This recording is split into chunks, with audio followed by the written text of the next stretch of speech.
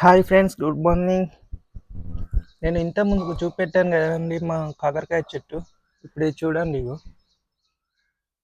కాయలు పడ్డాయి బాగానే. అన్నీ చూడండి కాయలు.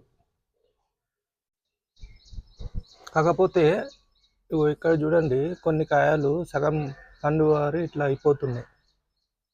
ఇది చూడండి ఇగో. ఇది ఎందుకు ఇట్లా అవుతున్నాయో మాకు అర్థమవుతలేదు. కాకపోతే మేము మందులు ఏం కొడతలేము వీటికి, నేచురల్గా ఉండాలని చెప్పేసి.